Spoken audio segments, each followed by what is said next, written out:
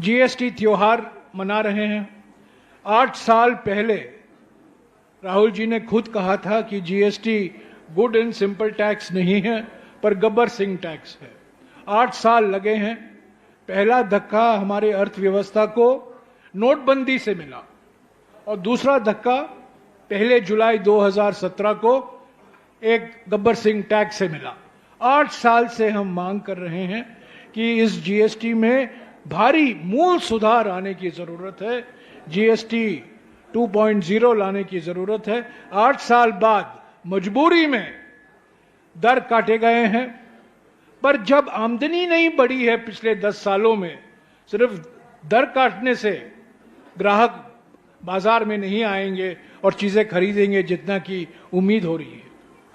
तो इस जीएसटी को भी लेकर ये जो सुधार या जीएसटी में जो परिवर्तन के दावा कर रहे हैं प्रधानमंत्री, ये बहुत अधूरा है, बहुत अपर्याप्त तरीके से किया गया है, सही तरीके से नहीं किया गया है।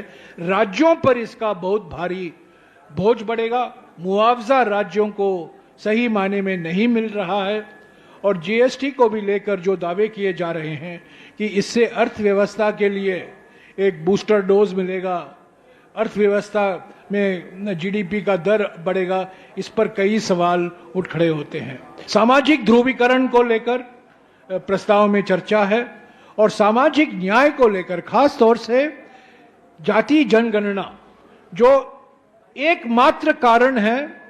मोदी सरकार ने 8 साल से चुप्पी नहीं तोड़ी थी जाति जनगणना को लेकर, पर अभी उन्होंने अपना निर्णय दिया है कि 2027 के फरवरी महीने में ये जाति जनगणना करवाया जाएगा।